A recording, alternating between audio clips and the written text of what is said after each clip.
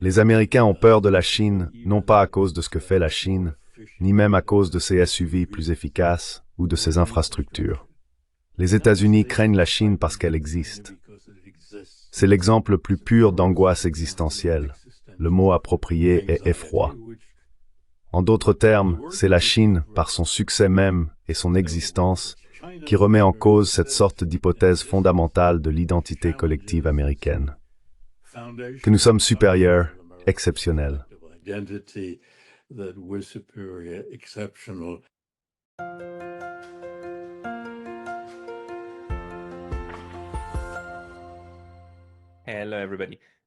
Bonjour à tous, ici Pascal de Neutrality Studies. Et aujourd'hui, je m'entretiens à nouveau avec le professeur Michael Brenner. Michael est professeur émérite en affaires internationales à l'Université de Pittsburgh et chercheur au Centre pour les relations transatlantiques de l'Université Johns Hopkins. Michael, bienvenue à nouveau sur la chaîne. Michael, welcome back to the channel. Eh bien, je suis ravi d'être de retour, oui. J'attends cette discussion avec impatience. De même, vous avez toujours des observations très pertinentes. Et vous m'avez récemment dit, lors d'un échange d'emails, que vous aviez de nouvelles réflexions sur le lien entre la politique intérieure des États-Unis et ses relations étrangères. Pourquoi ne pas nous dire ce que vous observez? Why don't you tell us what you're observing? Eh bien, commençons par décrire ce qui se passe ici aux États-Unis. Les États-Unis connaissent en réalité une turbulence politique qui frôle la révolution et qui ébranle la République jusque dans ses fondements. Il est compréhensible que ce phénomène déroute beaucoup de gens, en particulier ceux qui sont responsables de la direction d'autres gouvernements. C'est déstabilisant, c'est déroutant, et cela a introduit des éléments d'une très grande incertitude.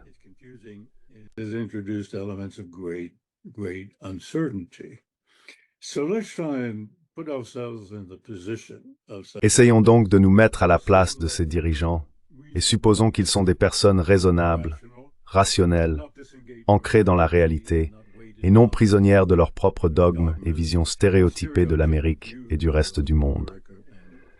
Honnêtement, je ne suis pas certain qu'il existe, dans l'Occident collectif, des dirigeants qui méritent d'être qualifiés de raisonnables, rationnels, pragmatiques et pondérés, mais faisons preuve de charité.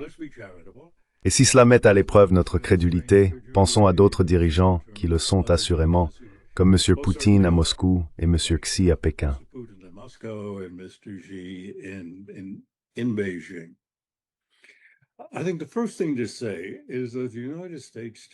Je pense que la première chose à dire, c'est qu'aujourd'hui, les États-Unis, et en particulier le gouvernement des États-Unis, ainsi que l'ensemble de son système politique, ne sont plus ce qu'ils ont été historiquement. Ils subissent une transformation, et c'est une transformation qui touche à certaines de leurs caractéristiques fondamentales. Je pense qu'il est juste de dire qu'à l'heure actuelle, les États-Unis ne sont plus une république constitutionnelle telle qu'elle l'a été depuis leur fondation. Pas à tous égards, mais sur des points majeurs. En effet, d'un point de vue fonctionnel, les États-Unis d'aujourd'hui opèrent et prennent des décisions politiques de manière autocratique. Et le principal autocrate, bien sûr, c'est M. Donald Trump.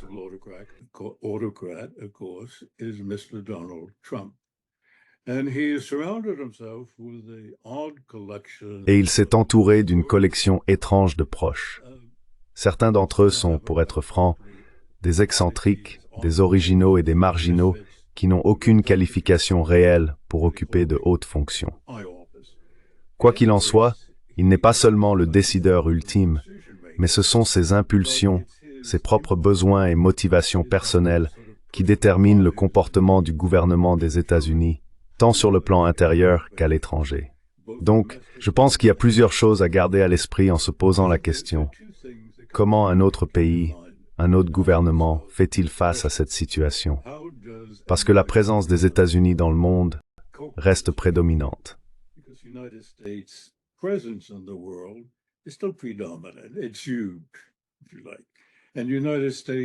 C'est énorme, si vous voulez. Et les États-Unis ne reviennent certainement pas à l'isolationnisme.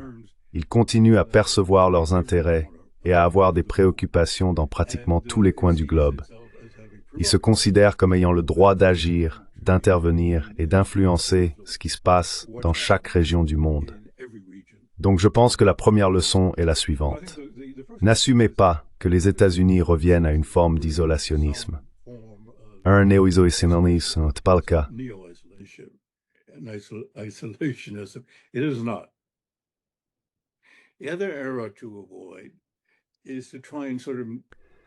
L'autre erreur à éviter est de tenter de normaliser les actions individuelles des États-Unis, qu'il s'agisse de questions économiques comme l'imposition draconienne de ces tarifs extraordinaires, qu'elles prennent la forme d'une hostilité envers la Chine, se manifestant par un antagonisme généralisé, ou qu'elles se manifestent dans leur comportement au Moyen-Orient, où ils affrontent l'Iran.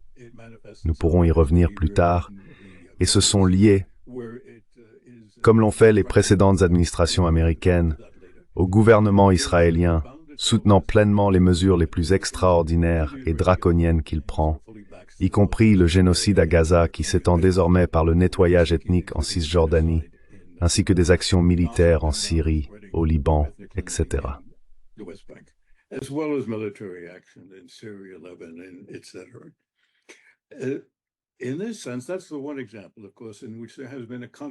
En ce sens, c'est bien sûr le seul exemple où il y a eu une continuité dans la politique américaine. Mais il serait erroné de supposer qu'il y a quoi que ce soit de normal dans ce que font les États-Unis dans ces autres domaines. Et je pense que le début de la sagesse consiste à reconnaître que le monde a affaire à un Washington, si l'on veut, qu'il n'a jamais connu auparavant. Et il doit faire face à un type de président américain qui, en aucun cas, n'est normal. C'est-à-dire que sa personnalité et son caractère ne correspondent pas à la gamme habituelle de personnalités que l'on associerait à un dirigeant national, et encore moins au président des États-Unis.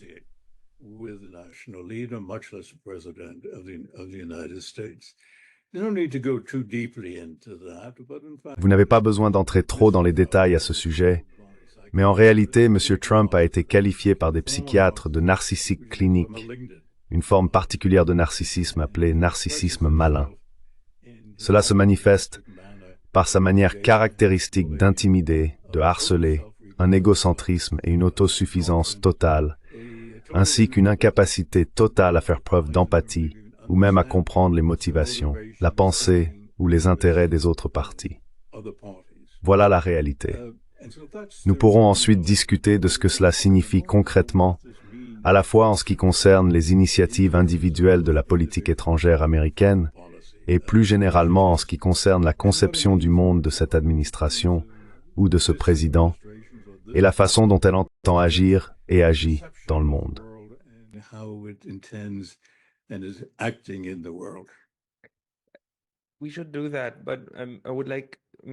Nous devrions le faire.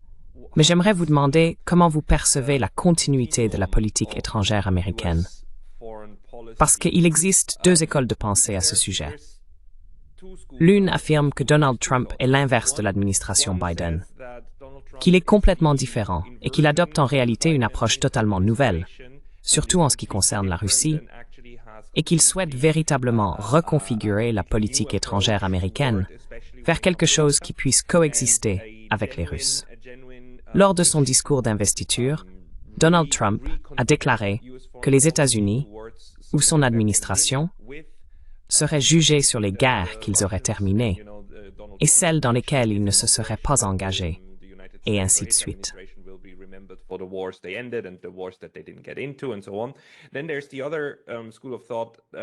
Il existe ensuite une autre école de pensée, et cet argument a été avancé par un autre commentateur sur YouTube, Brian Berletic, selon laquelle ce que nous voyons n'est qu'une autre version de la continuité de l'agenda, ou la poursuite de l'agenda, avec un retrait différent parce que les États-Unis se sont heurtés à un mur face à la Russie.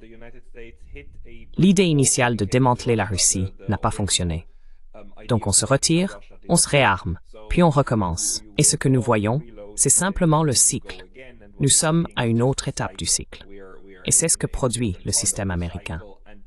Pensez-vous que l'un des deux a raison, Ou comment devrions-nous envisager la politique étrangère à long terme sous ces administrations très, très différentes?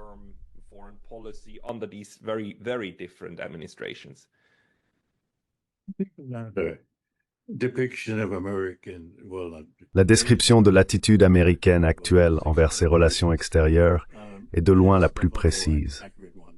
Ce que nous observons, ce sont des changements de style et de manière. Ce que nous ne voyons pas, c'est un retour en arrière par rapport à une approche américaine du monde qui représenterait une nouvelle conception stratégique, et encore moins un nouveau modèle d'organisation du monde, de son fonctionnement et de ce que sont les intérêts américains. Trump et ses collaborateurs sont tout aussi déterminés à maintenir les États-Unis numéro 1, ce qui, bien sûr, est à Washington un raccourci pour désigner le maintien de la prédominance américaine, quel que soit le terme employé. Les méthodes pour y parvenir sont quelque peu différentes, ou pour le dire autrement, il s'agit d'une approche qui cherche à minimiser tout engagement fixe des États-Unis.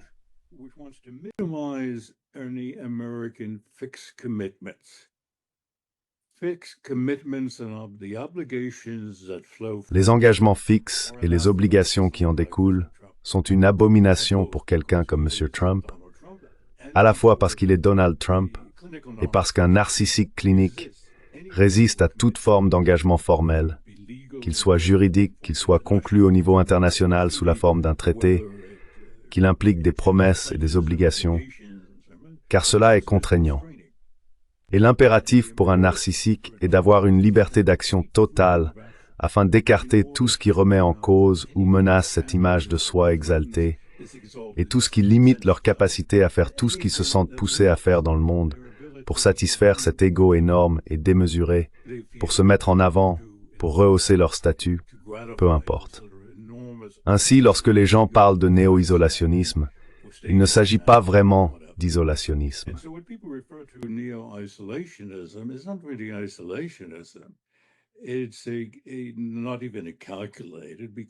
Ce n'est même pas calculé, car cela est motivé par des forces puissantes au sein du subconscient de M. Trump, si l'on veut, pour éviter tout engagement, quel qu'il soit, surtout permanent, et pour préserver une totale liberté d'action. C'est pourquoi il dénigre l'OTAN. C'est pourquoi il n'éprouve aucun scrupule à rompre les normes ou accords en matière de relations commerciales ou financières internationales. Et d'ailleurs, c'est similaire à ce qu'il fait aux États-Unis.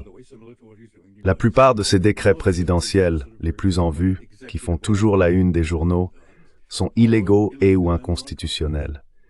Cela ne le trouble pas. Ils sont contestés devant les tribunaux, mais ces derniers, dans de nombreux cas, manquent soit de volonté, soit de moyens pour contrer entièrement sa volonté.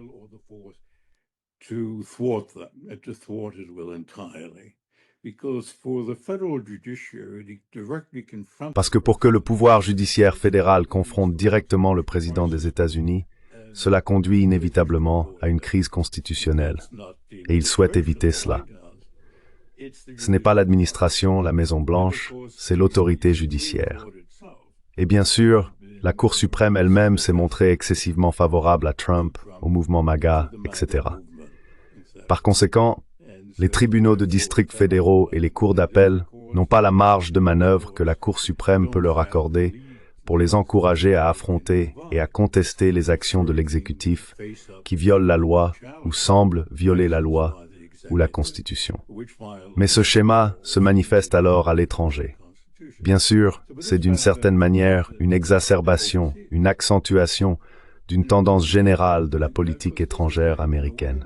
Pensez-y.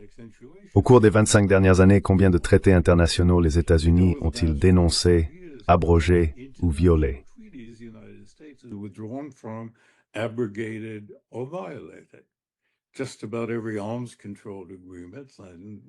Pratiquement tous les accords de contrôle des armements conclus avec l'ex-Union soviétique, puis réaffirmés avec la Russie, ont été violés, à commencer par la décision de George Bush de mettre fin à la participation et au respect par les États-Unis du traité d'interdiction complète des essais nucléaires.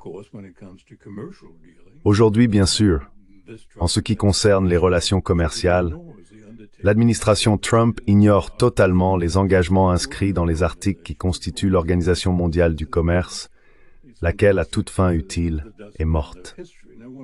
Elle a été jetée aux oubliettes de l'histoire.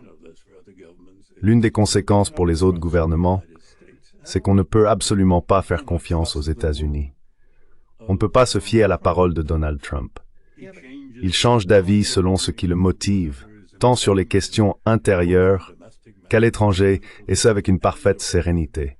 Il faut en être conscient.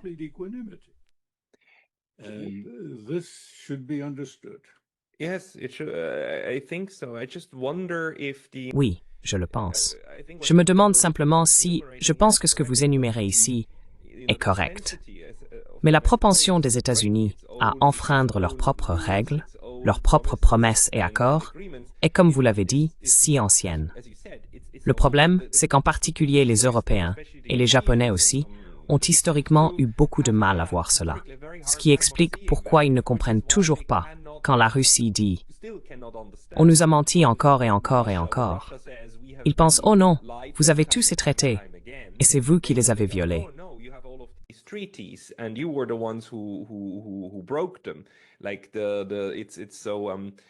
C'est tellement symptomatique que les Européens continuent de dire que les Russes ont violé le mémorandum de Budapest de 1994. Et si l'on lit le mémorandum de Budapest, il y a au moins 4 ou 5 paragraphes qui ont tous été violés par l'autre camp, par les Américains, par exemple, en n'intervenant pas en Ukraine et en ne provoquant pas de bouleversement politique en Ukraine. Mais maintenant, avec cette approche flagrante, avec l'attitude totalement assumée de Donald Trump, du genre « je ne fais même plus semblant », cela n'apporte-t-il pas en réalité plus de clarté sur la scène internationale quant à ce qu'a été, ce qu'est et ce que sera probablement à l'avenir la politique étrangère contemporaine des États-Unis?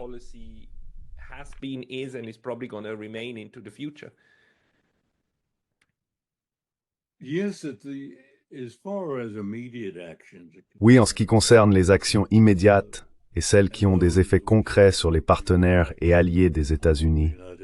Dans certains cas, on pourrait les qualifier d'anciens partenaires, bien qu'ils restent des alliés légaux, fondés sur des traités, si vous préférez. Cela ne s'applique pas rétroactivement.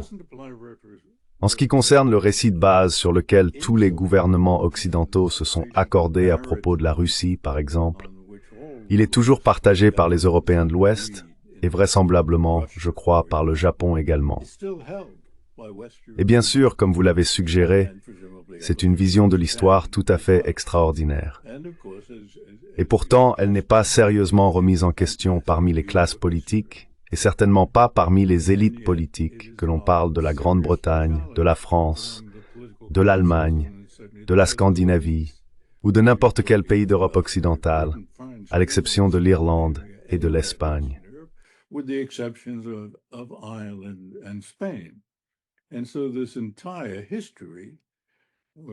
Ainsi, toute cette histoire, au cours de laquelle les États-Unis ont manqué à leur parole, rompu des engagements de traité et cherché à saper des accords entre la Russie et d'autres parties comme les accords de Minsk, est un fait historique avéré.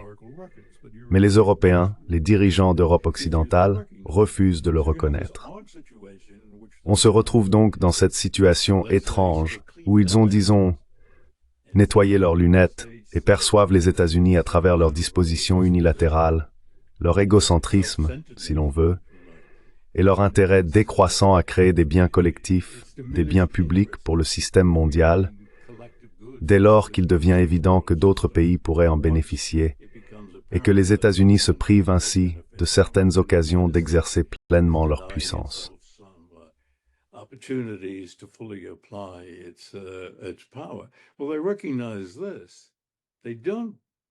Eh bien, ils en sont conscients.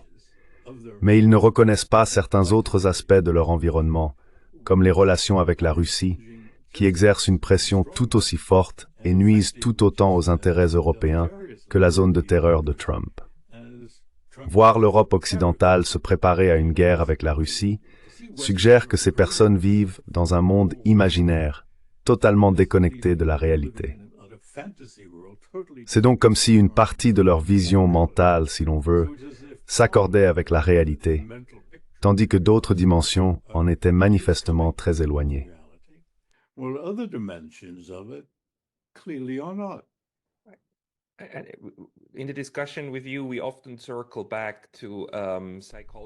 Dans notre discussion, nous revenons souvent à la psychologie. Mais c'est simplement quelque chose qui, selon moi, doit être compris. Car mon principal problème en ce moment, c'est que je n'arrive pas à comprendre comment il se fait.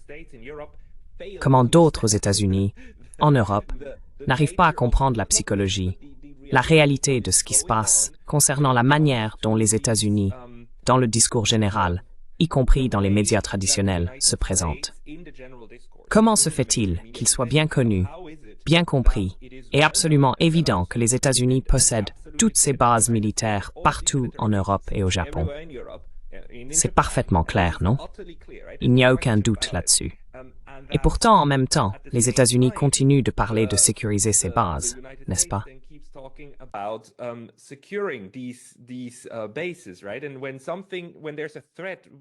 Et lorsqu'il y a une menace, parce que quelqu'un attaque une base militaire américaine au Moyen-Orient, cela est alors pris comme une preuve qu'il faut davantage de ces bases. Et je ne cesse de répéter, vous savez comment les Suisses ne perdent aucun soldat au Moyen-Orient? En n'ayant pas de soldats au Moyen-Orient. Cette approche sauve bien plus de vies que l'approche américaine. Mais d'une manière ou d'une autre, le récit dominant semble se concentrer entièrement sur la légitimité de cet expansionnisme impérial et la légitimité de la domination mondiale. Encore une fois, ne pas être isolationniste est interprété comme le fait de soutenir la présence de bases militaires partout. Mais si une autre puissance faisait cela, ou même y pensait, dans le cas de la Chine par exemple, la Chine est constamment critiquée pour avoir des soldats à Djibouti. Une seule base. D'où ça vient-il?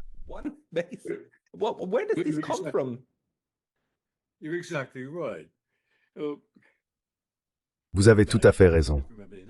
Revenons un instant en arrière. Les États-Unis sont nés avec la conviction de leur caractère exceptionnel et de leur prédestination d'une manière ou d'une autre, par la providence ou par l'histoire, à guider le monde sur la voie de l'épanouissement. Les États-Unis, en ce sens, ont toujours considéré qu'ils occupaient un statut, un rôle, une position unique. Et bien sûr, cela s'est concrétisé au cours du XXe siècle, lorsque la puissance américaine a énormément grandi, et ce par rapport à tous les autres. Mais tout cela repose sur ce sentiment de la prédominance naturelle de l'Amérique, sur un socle d'exceptionnalisme américain qui remonte à la fondation du pays. Aujourd'hui, les États-Unis se sentent vulnérables.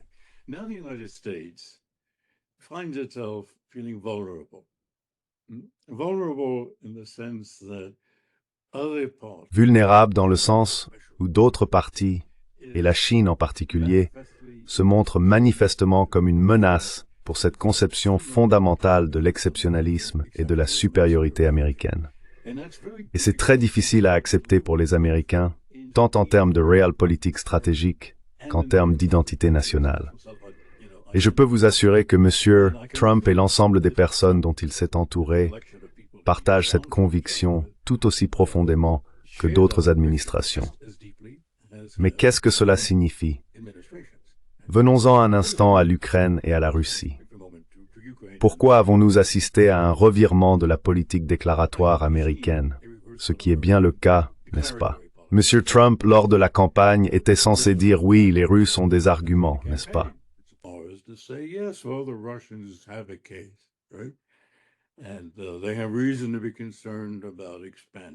Et ils ont des raisons de s'inquiéter de l'expansion.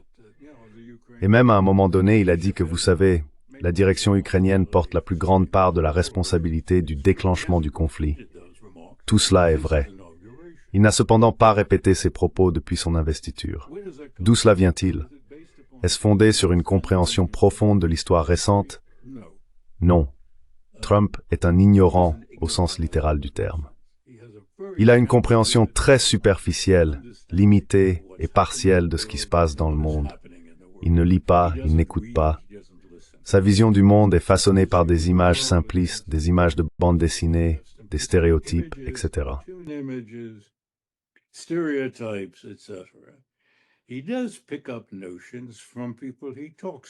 Il recueille des idées auprès des personnes avec qui il parle, et ces personnes ne sont pas nécessairement les responsables ou les décideurs les plus expérimentés en matière de politique étrangère au sein de l'administration. Cela peut être presque n'importe qui. Il écoute religieusement et regarde Fox News avec assiduité, et il s'inspire des idées des différents présentateurs, commentateurs et invités. Par exemple, il s'est intéressé à M. Speth, un choix surprenant pour le poste de secrétaire à la Défense, parce qu'il avait apprécié certaines de ses interventions en tant qu'animateur sur Fox News. Et il est susceptible de changer d'avis en fonction de la dernière personne à qui il a parlé. Nous avons pu le constater ces dernières semaines concernant l'Ukraine et les relations avec la Russie.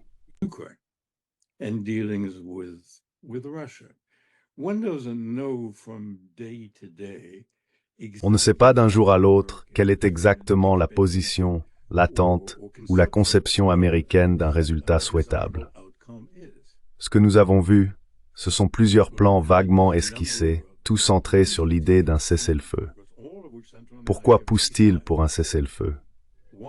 Pour des raisons évidentes. Ce n'est pas parce que cela s'inscrit dans une sorte de reconfiguration bien élaborée, dans son esprit ou dans celui de l'administration, de ce que devrait être le système de sécurité européen. Il n'existe pas une telle conception. Il ne peut pas penser de cette manière très souvent. Il ne pense pas du tout de façon cohérente et logique. Il voulait un cessez-le-feu parce qu'il a décidé ou ressenti qu'il aimerait à court terme avoir une relation plus normale avec la Russie. Pourquoi? Pour plusieurs raisons.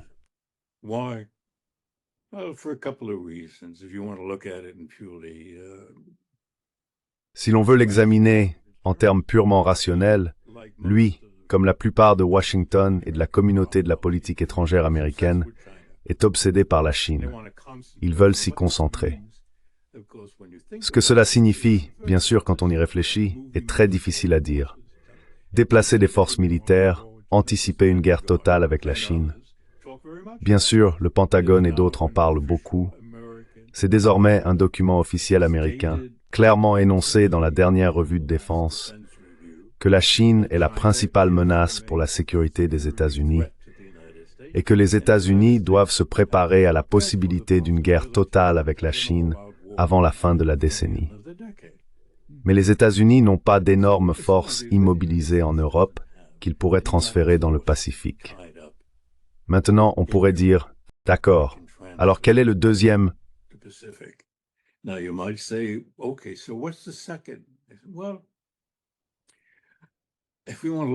Eh bien, si l'on veut l'examiner de manière logique, l'Ukraine accapare tellement d'attention, de temps et d'énergie que cela nous détourne de la gestion de la menace multidimensionnelle que représente la Chine.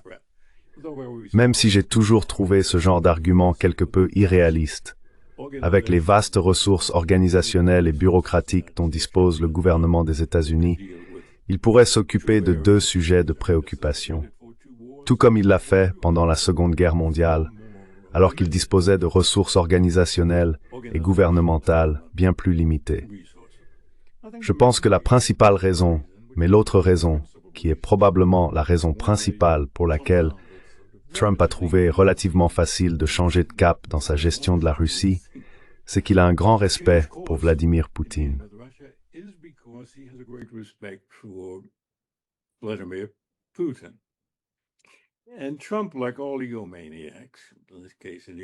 Et Trump, comme tous les égomaniaques, dans ce cas précis, un égomaniaque qui est aussi un narcissique clinique, respecte les autres hommes forts, qu'ils soient eux-mêmes égomaniaques ou simplement forts, volontaires et efficaces.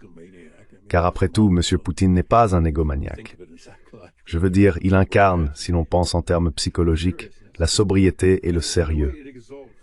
Et d'une certaine manière, cela valorise l'image que Trump a de lui-même de traiter d'homme à homme, face à face avec quelqu'un comme Poutine. Il n'a donc aucune inhibition, bien au contraire, à traiter avec Poutine.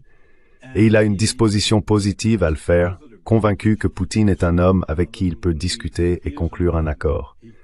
Et bien sûr, Trump, s'il n'est rien d'autre, est un négociateur.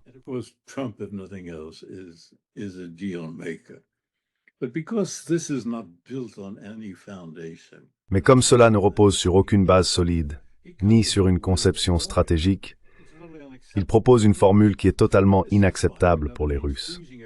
Un cessez-le-feu signifierait, en d'autres termes, geler la situation actuelle, faire certaines concessions à la Russie, il pourrait garder la Crimée, et comme cela a été dit, bien que désormais nuancé, il pourrait garder les 4 oblasts d'Ukraine qui ont été légalement incorporés par la Russie, constitutionnellement, à la Russie. Et c'est tout. Permettez-moi de terminer là-dessus. Et c'est tout. Ce serait une excellente affaire pour vous. Et puis il y a quelques idées ou promesses vagues selon lesquelles nous prendrions soin des autres russophones, des Russes ou des minorités qui resteraient en Ukraine.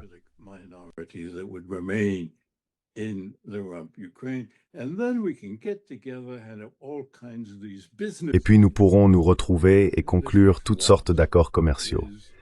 Ce que les États-Unis veulent, c'est un accès renouvelé aux ressources naturelles de la Russie, qui sont sans précédent, enfin énormes, et inégalées par quiconque. C'est une préoccupation économique majeure. Donc en fait, l'accord proposé ressemble à ceci. On vous donne la Crimée, on vous donne les oblasts, on se serre la main, on fait une promesse que l'Ukraine n'entrera pas dans l'OTAN pendant les 10 ou 20 prochaines années. C'est la formulation de Keller, n'est-ce pas? Et pendant ce temps, nous pouvons faire ensemble des affaires lucratives, vous et moi. Et aussi, vous pouvez diversifier à la fois votre portefeuille économique et sécuritaire en renouant avec les États-Unis, sans avoir à dépendre totalement de la Chine. C'est essentiellement ce qui est proposé. Et bien sûr, il faut aussi dire que ce n'est pas quelque chose qu'il a soumis ou discuté avec les Européens.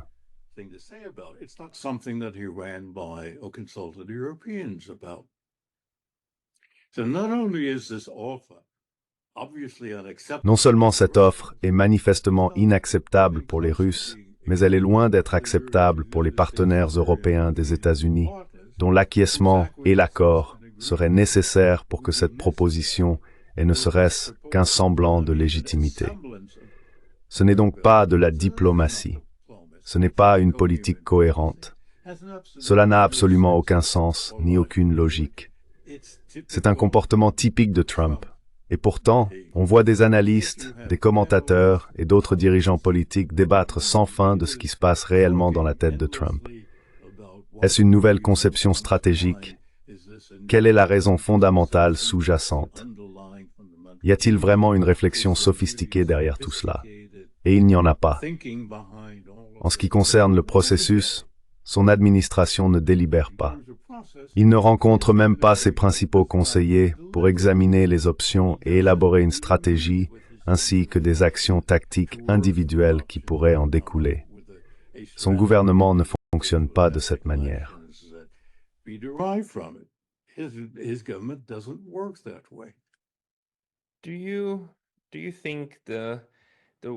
Pensez-vous que la façon dont fonctionne actuellement le système politique américain, avec comme fondement le bipartisme, les agences gouvernementales, principales et secondaires, et ensuite le système fédéral en interne, favorise une continuité de ce que nous observons aujourd'hui?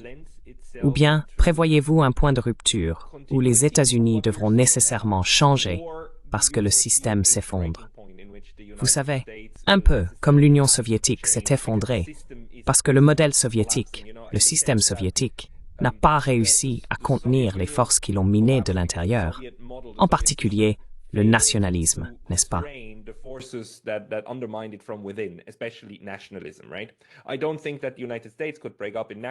Je ne pense pas que les États-Unis puissent se désintégrer à cause du nationalisme, car il leur manque cet élément national de configuration. Mais si le système, d'une autre manière, n'arrive pas à se maintenir en fonctionnement, alors un changement sera nécessairement à venir. Ou bien le système est-il tel qu'il restera en place? Et ce que nous voyons actuellement, ainsi que ce que nous avons vu avec l'administration Biden, Trump avant cela, puis Obama et Bush, c'est cette continuité, ce courant de politique étrangère qui est susceptible de perdurer.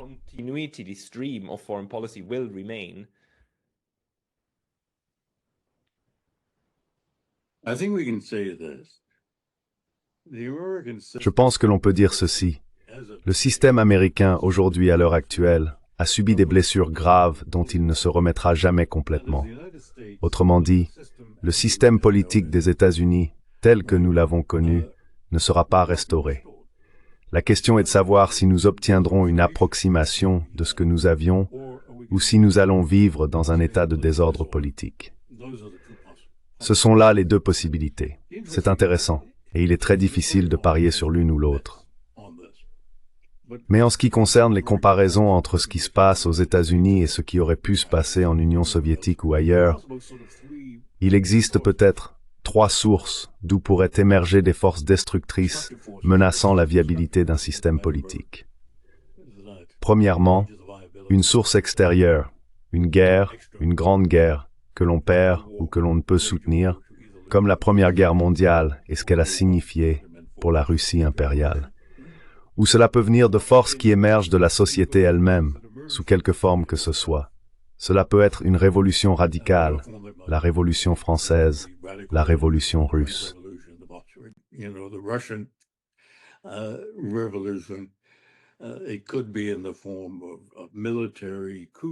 Cela pourrait prendre la forme de coups d'État militaires, de fascisme d'entreprise ou d'autres choses du genre.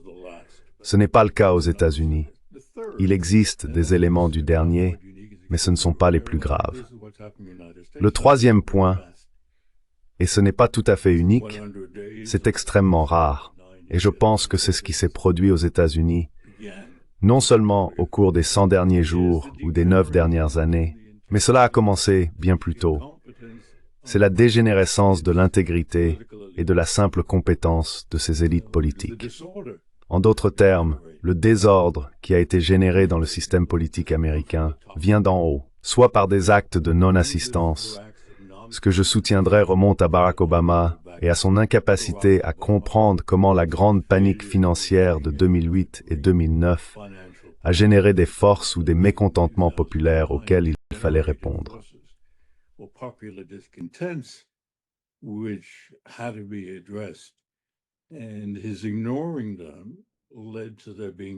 Et le fait qu'il les ait ignorés a conduit à ce qu'ils soient d'abord canalisés vers le mouvement Tea Party, puis vers son successeur, le mouvement MAGA, et d'une certaine manière a jeté les bases pour Trump, qui a remporté, n'oublions pas, l'élection alors qu'Obama était encore président. Donc pour être plus précis, vous soulevez la question de l'ancien système américain de freins et contrepoids et du gyroscope du système politique américain. Le système de freins et contrepoids s'avère, ou l'on pourrait même dire s'est avéré, ne pas être un contrepoids et un frein aussi efficaces aux abus de pouvoir que nous l'avons toujours supposé. Exactement. Le pouvoir judiciaire en particulier, eh bien, allons-y. Le pouvoir judiciaire a été compromis.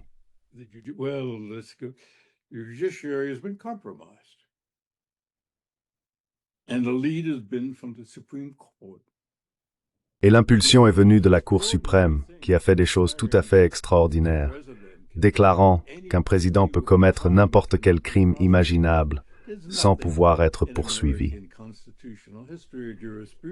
Il n'existe rien dans l'histoire constitutionnelle ou la jurisprudence américaine qui justifie cela. C'est une majorité de la Cour qui a pris cette décision pour des raisons partisanes, puis a créé une sorte d'ossature juridique superficielle pour lui donner une apparence de légitimité. De même, lorsqu'ils ont décidé qu'une entreprise était une personne humaine, avec tous les droits d'expression politique garantis aux êtres humains et aux citoyens par la Constitution, cela a ouvert la voie à l'immense déferlement d'argent corrupteur dans la politique américaine.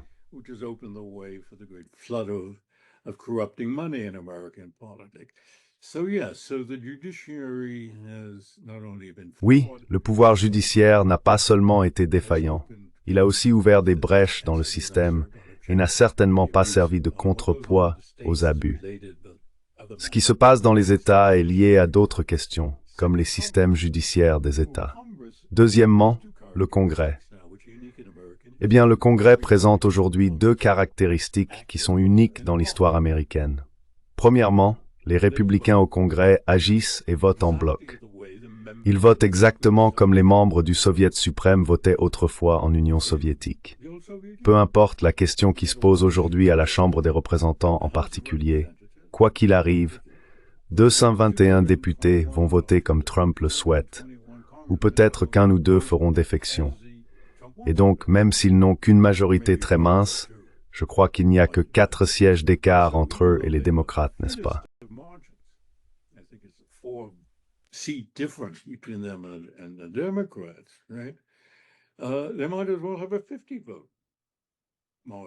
Ils pourraient tout aussi bien avoir une majorité de 50 voix. L'autre caractéristique particulière, sans précédent historique, est la faiblesse de l'opposition.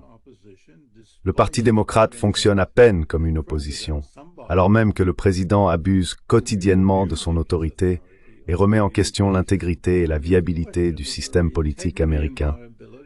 Les soi-disant dirigeants du Parti démocrate au Congrès, tant au Sénat qu'à la Chambre, ne prennent même pas la parole devant un micro pour commenter, et encore moins pour organiser et mobiliser un soutien en vue d'une campagne globale visant à contrer ce qui se passe, non seulement en ce qui concerne des politiques spécifiques, mais aussi tout le cadre de référence que les gens de Trump imposent au pays.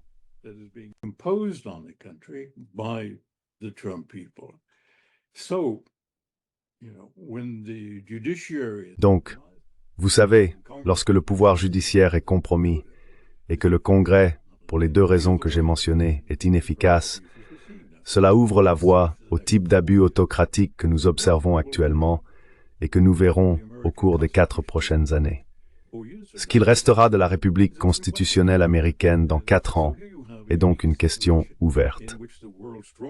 Nous sommes donc face à une situation unique, où la plus grande puissance mondiale, qui s'est engagée et impliquée dans les affaires de toutes les régions du globe et traite avec presque tous les gouvernements, sauf peut-être la Corée du Nord, n'est pas en train de s'effondrer, mais agit de manière totalement erratique et imprévisible.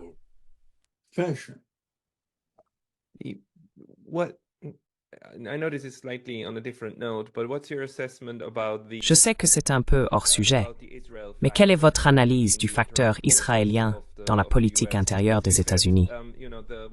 Parce que vous avez dit que la seule chose que les narcissiques essaient d'éviter, c'est de se lier eux-mêmes, n'est-ce pas? De limiter leur propre choix. Mais il me semble, comme dans de nombreux autres domaines, l'exception israélienne prévaut, car il me semble que les États-Unis, et Donald Trump en particulier, ont lié leur sort à celui d'Israël. La seule explication que je vois, c'est l'argent donné pour les campagnes politiques. Comment voyez-vous cela?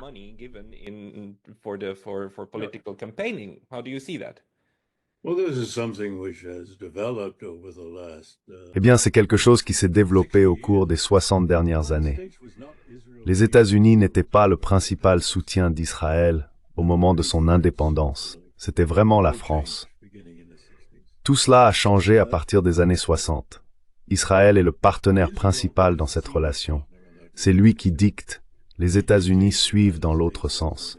C'est une relation perverse, sans aucun précédent historique. Les raisons en sont très compliquées. Enfin, certaines raisons sont compliquées et d'autres sont simples. Les raisons compliquées relèvent de la psychologie et de l'histoire. Ce serait trop digressif d'essayer de revenir là-dessus. Mais l'autre raison, c'est qu'ils ont acheté le système américain. Ils ont acheté la classe politique américaine, d'abord par le biais des dons de campagne qui ne viennent pas d'Israël, mais de riches juifs américains, n'est-ce pas?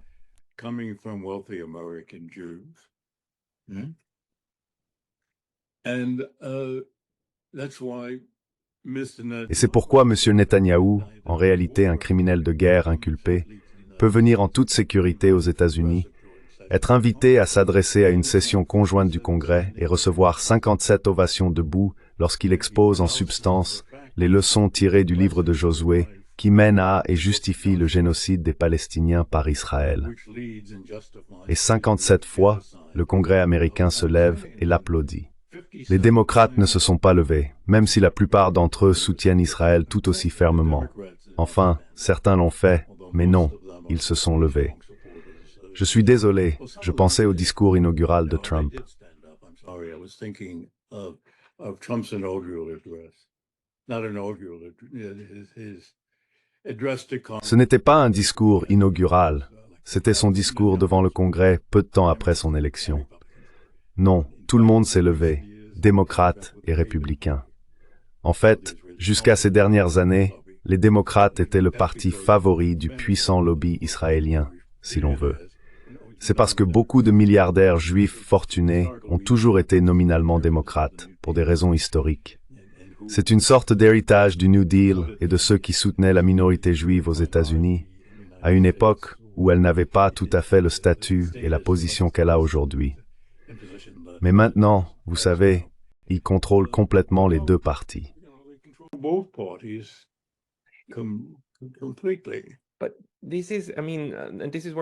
Mais c'est là, je veux dire.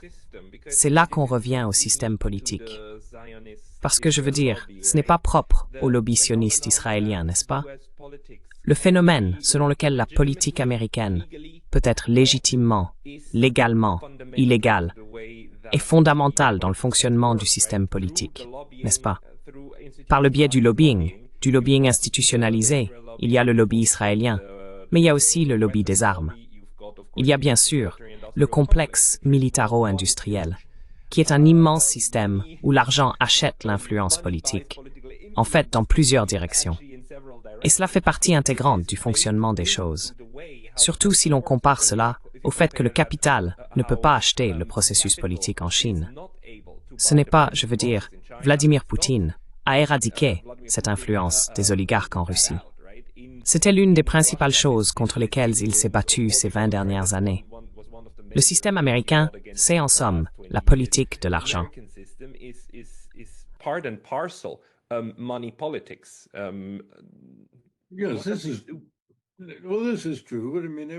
Eh bien, c'est vrai. Je veux dire, tout système démocratique ouvert et de nombreux systèmes non démocratiques sont exposés à ce type de corruption. Mais cela a atteint une extrémité aux États-Unis que le pays n'avait jamais connue auparavant. Et en ce qui concerne tous ces lobbies, et la mesure dans laquelle l'argent peut acheter l'allégeance et le comportement des membres du Congrès, des candidats et des candidats potentiels à la présidence ou à tout autre poste, c'est à la fois une cause et un effet, et cela renforce la dégénérescence de la culture politique américaine. N'oublions pas que les États-Unis ont parfois adopté des mesures qui allaient à l'encontre des intérêts, des préférences et des actions de lobbyistes très puissants. Teddy Roosevelt a brisé les grands trusts au cours de la première décennie du XXe siècle.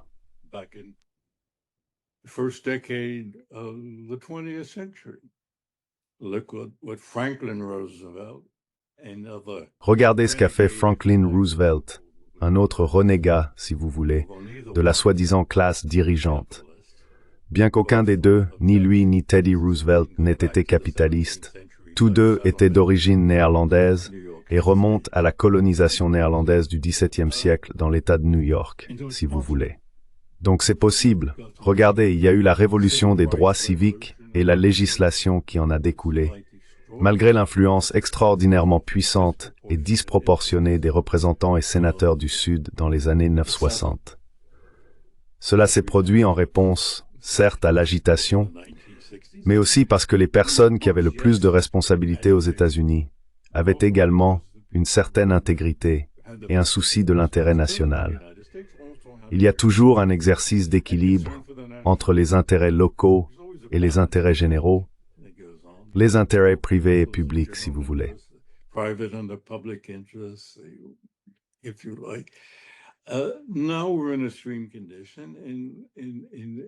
Nous sommes maintenant dans une situation où le sens des responsabilités envers le bien public, par opposition à toutes sortes d'intérêts particuliers et égoïstes, est diminué, probablement au niveau le plus bas de l'histoire américaine. Ce que l'on peut dire, comme quelqu'un l'a déjà dit, c'est que lorsqu'un système démocratique, une démocratie constitutionnelle fondée sur le droit, commence à être corrompu et à dégénérer, c'est d'abord le logiciel qui s'en va, puis le matériel. C'est d'abord la culture politique qui se corrompt, ce qui permet ensuite des changements effectifs dans la structure et les institutions, comme l'abus actuel du pouvoir autocratique exercé par Trump, malgré le fait que la plupart de ces actions sont illégales et anticonstitutionnelles, comme nous l'avons dit. The fact that most of his actions are illegal and are unconstitutional, as we said. If you didn't have a degeneration in the software, Si la classe politique américaine n'avait pas connu une dégénérescence de son logiciel au cours des, disons, dernières décennies, cela n'aurait pas pu arriver, car le système ne l'aurait probablement pas élu, et le système de frein et contrepoids serait intervenu. Et puis, il y a une autre contrainte que nous n'avons pas encore mentionnée. Nous avons parlé du pouvoir judiciaire, du Congrès, etc. C'est la fameuse culture civique américaine. Où est donc cette fameuse culture civique américaine? Cette grande profusion d'institutions, églises, écoles, syndicats, fondations, on n'entend pratiquement pas un mot de leur part. Combien d'entre elles?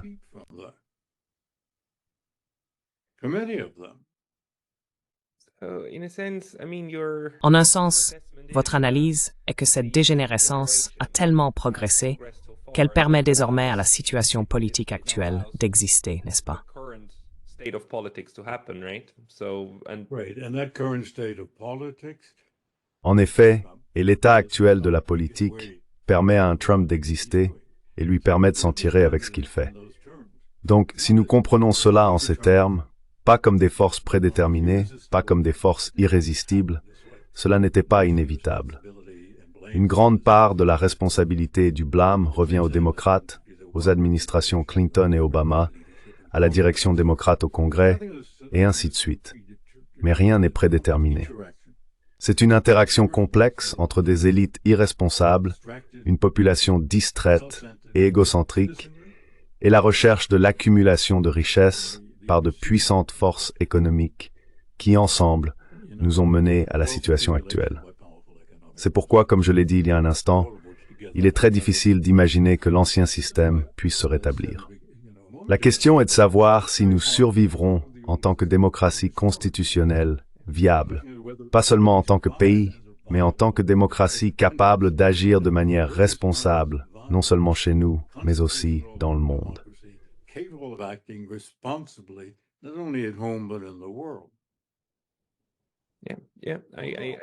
Oui, je suis d'accord. Je veux dire, je pense que les États-Unis traversent l'un des moments les plus préjudiciables de leur histoire nationale, pour des raisons internes, pas externes. Pour des raisons internes.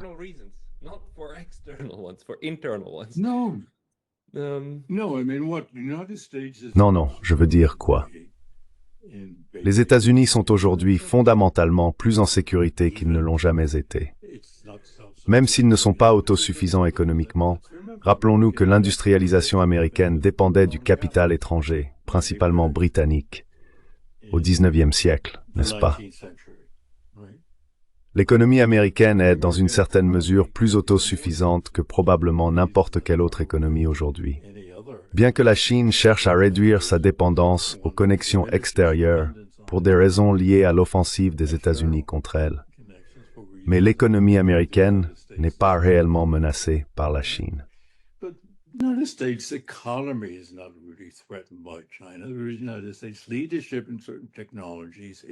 Le leadership des États-Unis dans certaines technologies est, oui, bien sûr, mais il s'agit plutôt d'une menace existentielle.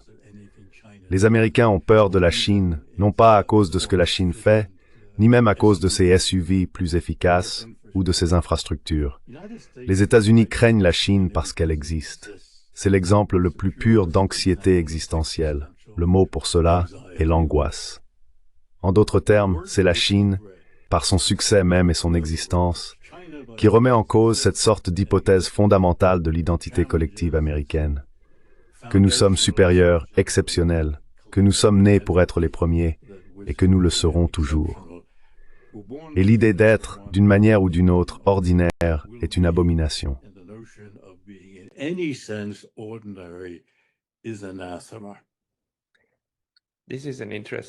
C'est une réflexion intéressante. La seule chose que le récit américain et l'ensemble de son système politique ne peuvent accepter, c'est d'être normaux. Yes, is being ordinary. Oui, c'est être ordinaire. Même si d'une certaine manière vous restez militairement plus fort que d'autres, ou que cela ne durera pas, cela n'a plus vraiment de signification pratique aujourd'hui. Je veux dire, les gens parlent à tort et à travers et organisent ces jeux de guerre contre la Chine, en ignorant totalement que si une guerre éclatait avec la Chine, les deux pays finiraient par utiliser leurs arsenaux nucléaires et ce serait la fin pour les deux. C'est donc une part du monde de fantasmes dans lequel les gens se réfugient.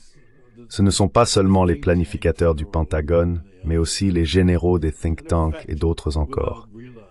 En fait, sans s'en rendre compte, ce qu'ils font inconsciemment, c'est rejouer la Seconde Guerre mondiale. Vous savez, c'est le Japon impérial et la Russie, c'est l'Allemagne nazie. Bien sûr, c'est totalement ridicule. Mais les Européens, je dirais, je ne connais pas vraiment le Japon, sont aussi profondément ancrés dans ce monde totalement fantaisiste que les Américains, même si les ressorts psychologiques sous-jacents ne sont pas exactement les mêmes. The underlying psychological impulses are not exact. Yeah. No, I agree. Je suis d'accord. La psychologie derrière cela, surtout pour les Européens, est différente. Mais ce qui m'intéresse maintenant, d'après ce que vous avez dit, c'est que si votre analyse est correcte, alors la chose la plus importante pour les autres grandes puissances, pour la Russie et la Chine, c'est de faire comprendre aux Américains, de faire comprendre aux États-Unis qu'il n'y a aucun mal à être ordinaire. On peut être normal et rester un membre apprécié et respectable du club dans son ensemble, et tout ira bien. Il est normal d'être normal.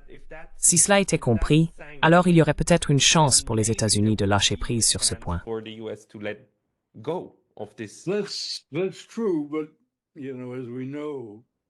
C'est vrai, mais comme nous le savons grâce à la psychologie individuelle, des partis extérieurs ne peuvent vraiment pas changer la structure psychologique d'individus en difficulté, à moins qu'ils ne soient eux-mêmes prêts à changer. Et les États-Unis doivent en fin de compte être prêts à changer, et rien n'indique que ce soit le cas.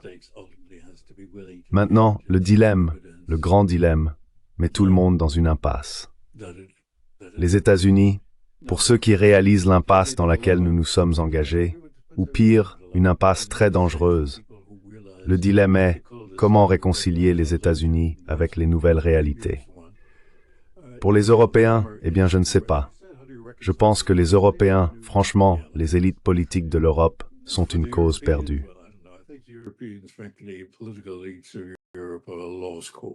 Il va encore pire que les Américains. À certains égards, ils sont incapables de penser stratégiquement, tout simplement à cause de 3 générations de dépendance envers les États-Unis. Et ils ont en fait été neutralisés par les États-Unis sans même s'en rendre compte. Le dilemme intéressant concerne la Russie et la Chine. Aucune des deux ne souhaite une confrontation avec les États-Unis. Aucune ne le veut. Aucune n'est une puissance expansionniste au sens conventionnel ou traditionnel du terme. La Russie est principalement sur la défensive. La Chine veut sa place au soleil. Historiquement, comme vous le savez bien, la Chine n'a jamais accordé une grande importance à la domination et au contrôle d'autres peuples. Oui, il y avait des peuples frontaliers qui ont ensuite été intégrés à la Chine, si l'on veut, culturellement aussi bien que politiquement. Mais les grandes conquêtes n'ont jamais vraiment été une préoccupation ou un objet principal des dynasties chinoises.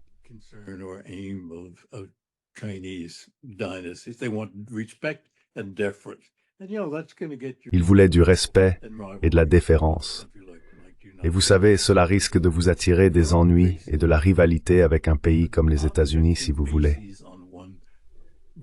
Il existe des bases objectives sur lesquelles des pays dotés d'une direction raisonnable et éclairée pourraient avec le temps établir et cultiver un ensemble de compréhension qui permettrait une coexistence pacifique et des degrés considérables de coopération entre les États-Unis, la Chine, la Russie et d'autres pays d'une certaine importance. Dans mon rêve, que ce soit l'Inde, le Brésil, peu importe. Vous savez, si l'Europe souhaite participer de manière constructive, bien sûr, ce serait très bien. Si elle préfère vivre dans son propre monde imaginaire, C'est un endroit très charmant et confortable, un cadre salubre pour s'adonner à ses fantasmes.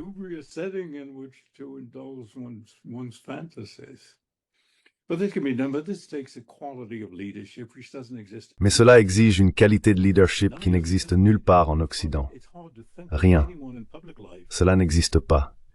Il est difficile de penser à quelqu'un dans la vie publique de n'importe quel pays européen, ou d'Europe de l'Ouest, ou des États-Unis, qui serait susceptible même de penser en ces termes, et encore moins de concevoir et de mener une stratégie diplomatique hautement sophistiquée sur une longue période.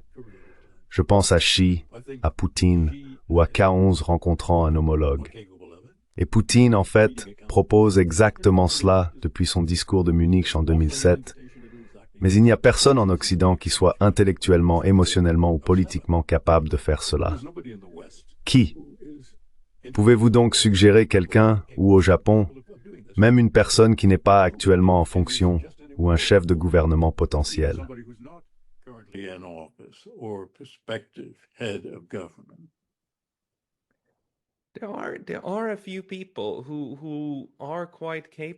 y a quelques personnes qui sont tout à fait compétentes et qui ont, même si ce n'est pas une vision morale, une vision cohérente de ce qui se passe, mais elles ont toutes été marginalisées, mises de côté ou exclues.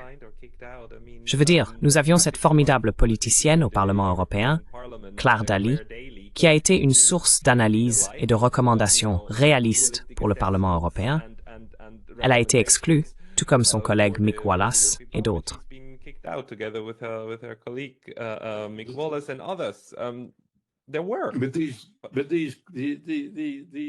Il y en avait. Mais ces personnes sont comme des insignes, si vous voulez. Elles sont vraiment marginales. Je veux dire, elles ne sont pas capables d'organiser ou de diriger un mouvement. C'est un effet significatif. Il y a bien sûr des personnes extraordinaires qui apparaissent dans votre émission que vous interviewez, et des Américains. Ils ont tendance à avoir plus de 70 ans. Certains ont plus de 80 ans. Et ce sont des personnes d'une capacité et d'une réussite extraordinaires. Il est très difficile de trouver leurs homologues, que ce soit dans le domaine politique ou parmi les intellectuels publics en général, avec ce genre de stature qui est une certaine présence et un certain statut. Et cela tient en partie à leur absence et en partie au fait qu'ils sont réprimés. S'il y a des preuves de l'apparition de telles personnes, elles sont soit ignorées, soit réprimées.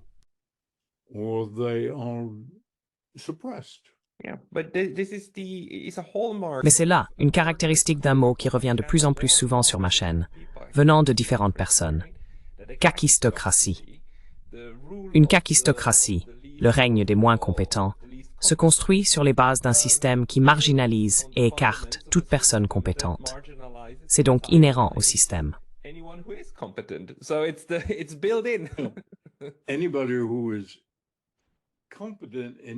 Toute personne compétente en matière d'affaires publiques, qu'elle soit élue ou non. Mais c'est vraiment, je pense que c'est une caractéristique des sociétés occidentales contemporaines. Personne ne l'explique pourtant. Je veux dire, c'est un défi extraordinairement difficile. Vu le genre de personnes qui dirigent certains de nos gouvernements aujourd'hui, comme M. Trump, préféreriez-vous qu'il soit compétent ou incompétent? Pour ma part, je préférerais, d'une certaine manière, que M. Trump soit président plutôt que M. Vance. Cela dépend. Même si Vance n'est pas un individu cliniquement psychopathe, il est rationnel. Mais bon, c'est ouvert, je lance simplement l'idée.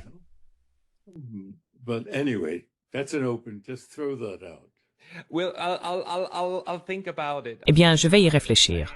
Je vais y réfléchir. J'avais quelques espoirs que M. Vance soit un bon penseur, même si je ne suis pas d'accord avec certaines de ses opinions, mais je vais y réfléchir. Michael, merci beaucoup pour vos éclairages. Et pour les personnes qui souhaitent lire votre travail, y a-t-il un endroit où elles peuvent consulter vos écrits?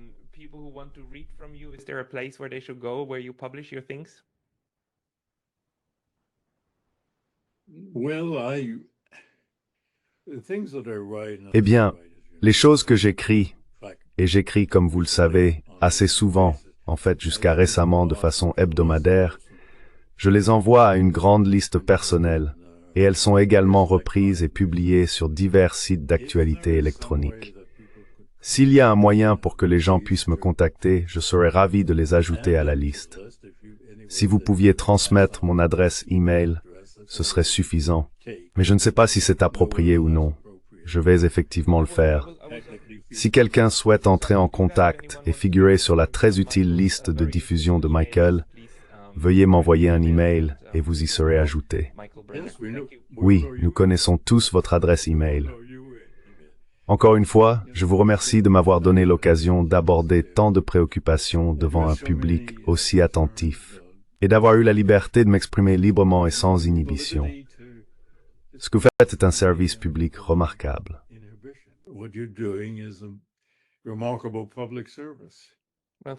Eh bien, merci pour cela, et merci d'avoir partagé votre analyse. Cela compte beaucoup pour nous tous. Professeur Michael Brenner, merci pour votre temps aujourd'hui. For your time today. You